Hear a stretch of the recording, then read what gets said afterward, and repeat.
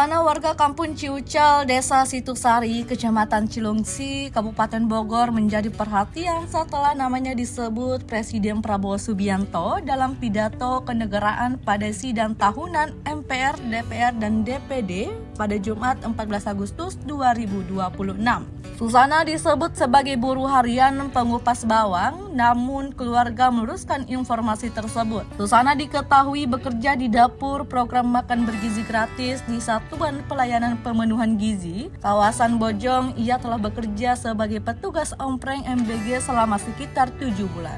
Selain bekerja di dapur MBG, Susana juga menjadi penjahit kain lap majun. Pekerjaan tersebut menjadi sumber penghasilan utamanya. Aktivitas menjahit terlihat di rumahnya dengan sejumlah kain majun dan mesin jahit yang digunakan bersama anggota keluarga. Keluarga juga membantah Susana menerima upah Rp700.000 per kilogram dari pekerjaan mengupas bawang.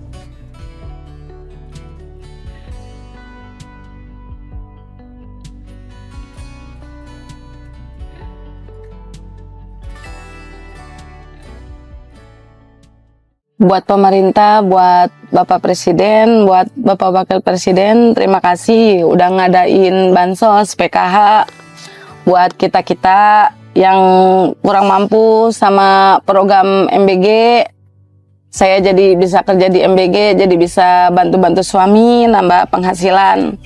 Sama program PIP, alhamdulillah anak saya tiga-tiganya juga dapat PIP. Ya, terima kasih aja buat pemerintah, buat Bapak Presiden, makasih. Terima kasih banyak untuk Bapak Presiden. Sangat terima kasih banyak. Saya sangat terbantu dengan adanya PKH. Jadi membantu perekonomian saya. Saya bilang alhamdulillah dan terima kasih. Gitu.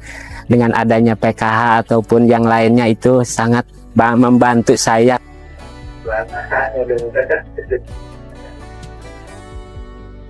Harapan saya untuk ini sih biar berlanjut aja gitu, berlanjut aja. Download Tribun X sekarang, menghadirkan lokal menjadi Indonesia.